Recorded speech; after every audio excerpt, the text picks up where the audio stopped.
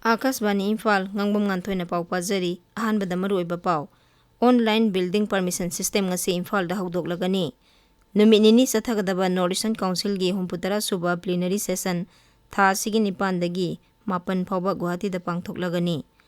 Pradhan Mantri na hairi haukiba sahi nipan asida leibak sigi manung hanjinba sotharaba mafamsing saukhatnanaba Kendra Sarkarna honaduna lakli amasung Pakistan ke wari sanabagi wafam leite haina Griha Mantri Amit Shah na phongdokhre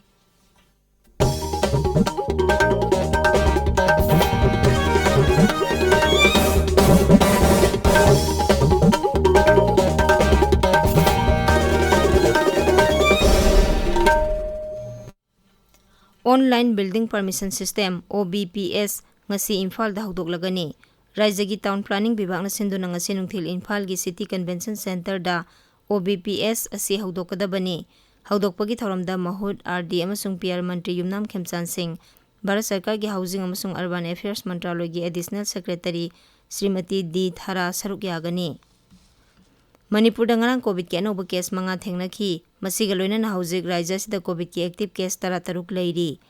leina sidagi naba pharakpagi sang sada marfudarani pan dasmik mari mangani leibak pumbada sathariba COVID vaccine kapagi khongjangda raija sigi oina hauzik phawbada punna COVID vaccine dose lakh kunthranithoi kapkhre madugi manungda ahanba dose ki oina lakh 13,94,919 ani suba dose ki na lakh 13,19 Marfudara mari aduga precaution dose na lakh ani 19,19 marfudara yauri ngasigi oina vaccine dose mari kapkhre Akasbani Imphal gi Regional News Unit ta casual editor lawnabagi aiba sangeng parikha tha sigi nipan thangja numita pangthoklagani Imphal gi Palace Compound da leba Maharaj Bodhachandra College ta pangthokadoriba parikha asi ayuk pung 10 dagi hawraga numit yungba pung 12 phawba sathagani khangalaba candidate singi list office asigi notice board All India Radio News Imphal gi Facebook page amasung Twitter AIR News Imphal dagi yengba yagani candidate singna makogi admit card office matamda laktuna lawraba yagani numit nini sathagadaba Northeastern Council gi NEC gi humbudara suba plenary session tha sigi nipan dagi mapan phawba Guwahati da pangthoklagani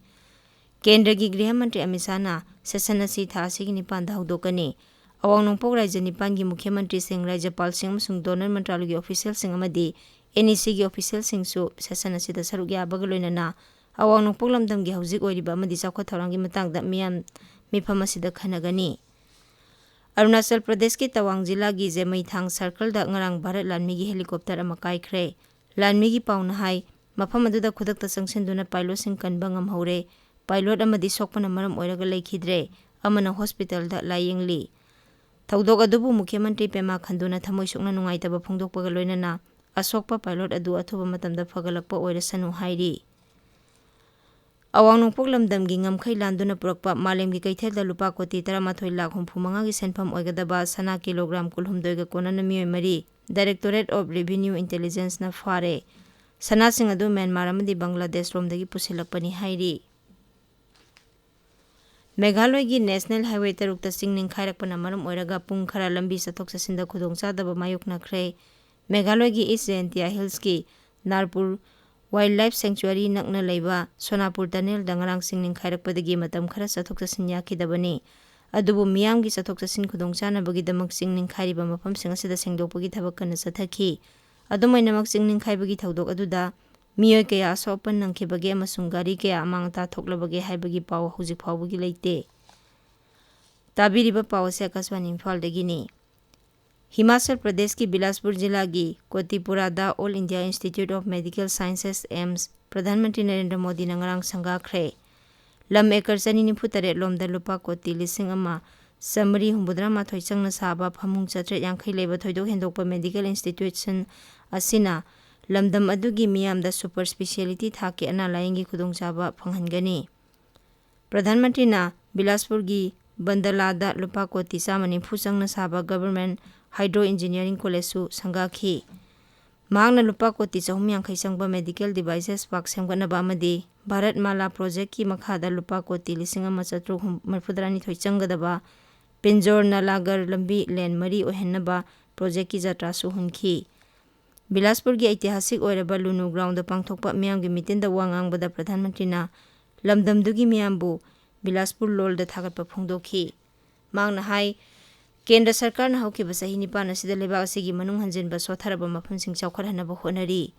प्रधानमंत्री ना high AIIMS Bilaspur असी अकोइबगी फिबमदा अकाइबा थोकहनदबा मओंगदा साबना मसिबु green AIIMS हाइनसु खंगनगनी मांगना high AIIMS Bilaspur ना राज्य दुगी अना लायंगी फिबम फगरहनबता नतना मनाक नकपा मफम कयादा लेबा मियामदसु थयोक हेंदोकपा मओंगी अना लायंगी खुदोंचाबा फंगहलगनी पाकिस्तान के वारी सानबगी वफम लेते हाइना गृह मंत्री अमित शाह ना फोंदोकपगा लोइनना मोदी सरकार ने जम्मू कश्मीर की मियाम खक्तगा वारी सानगनी हाइरी बारामुलादा पांगथोकपा मियाम की रैली अमदा वांगांगबदा श्री शाह ना हाई नरेंद्र मोदी सरकार ना कश्मीर लमदम की टेररिज्म मरु फंगना मुथनबा होनरी अदुबु टेररिज्म की मतंगदा पाकिस्तान का कैदोंनुंगदा वारी सानरोय श्री शाह ना हाई जम्मू कश्मीर की मियाम का वारी सानबदी पामे कश्मीर मियाम की दमक सरकार ना चौखथरांगी थबकसिंग लेप लेतना पाइखतकनी मांगना हाई जम्मू कश्मीर की विधानसभा मिखल मपुंग फाना पांगथोकपा ngamnabagidamag इलेक्शन कमीशन ना अरोइबा भोटर लिस्टिंग फोंगबा हौरे श्री शाह ना ngarang श्रीनगर लुपा कोटी लिस्टिंग अनि चंगना पाइखतकदबा चौखथरांगी प्रोजेक्ट सिंग साननबगीदमग जात्रा होनखी भारत ना मालेम की लेबाक सिंगी मनुंगदा ख्वाइदगी यामना चीनी पुथोकपा ngamba अदुगा मपान लमदा ख्वाइदगी यामना थादोकपा ngamba लेबाक सिंगी मनुंगदना अनिसुबा ओइरे लिसिंग अनि कुनमाथोय कुनिथोय की चीनी पुथोकपा मतमदा लेबाक सिना रेकॉर्ड ओइना सु मेट्रिक टन लाख लिसिंग मंगा हेना पुथोखी मसिगी मनुंगदा मेट्रिक टन लाख 35 दी इथानोल पुथोकपदा सिजनाखी अमसुंग मेट्रिक टन लाख 358 ना चीनी की मिल सिंगना चीनी ओइना पुथोखी consumer affairs food and public distribution मंत्रालय ने हाई चीनी की ओइना दी सही असि ख्वाइदगी पोथोक यामना पुथोकपा अफबा सही अमा ओइखी लेबाक सिदा नुपी की शक्ति नारी शक्ति बुहेना मपांगल कनखरहनबा होननबगीदमग प्रधानमंत्री नरेंद्र मोदी ने लेबाक सिगी मियोय कोटी 130 की अपुनबा फिरेपु थागतपा फोंदोखरे लेबाक सिदा अंगांग नुपी मसा सिंग सिबगी सांगसु सिंथानिंगाय ओइना हंथरे मसी हौजिकती अंगांग नुपा मसा सिबगी सांगा सब मानना लेरे अदुमोइनमक राज्य 13 तदी अंगांग नुपी मसा सिंग सिबगी सांगना नुपा मसा सिबगी मसिंगदगी हेली मपान थौर मंत्री doctor S Jaishankar ngasi Oakland New Zealand की विदेश मंत्री नान्या महुतागा लेबाक अनि की ओइबा मरी की मतंगदा वारी सानगनी ट्विटर दा थागतपा वारोल अमदा डॉक्टर जयशंकर ना हाई वारी सानबा सि सिंथानिंगाय ओइबा मओंगदा माइ पांगना पांगथोकपा ngamgani मांगना हाई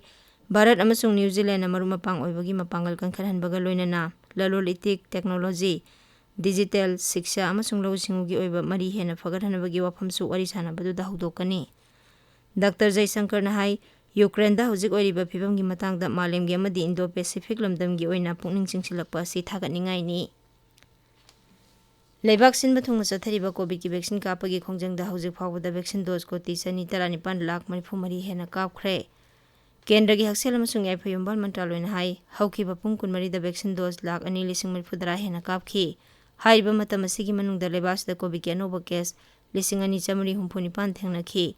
हौजिक लेबासदा कोविड की एक्टिव केस 19,919 लेरी लेना असिदगी नाबा फरकपगी सांगना 4,19.8 मरी ओइरी केरला दा स्कूल के अंगांग पुदुना लाकपा टूरिस्ट बस अमा एक्सीडेंट थोकपदा मियोय 9 सिरे थौदोक अदु पलाकत जिला की बाट केंचेरीदा ngarang numidang thokibani mahiroi 53 oja manga amadi tourist bus की मियोय अनि तोंगदुना लाकपा बस अदु मथक मखा ओंदुना एक्सीडेंट दु थोखिबनी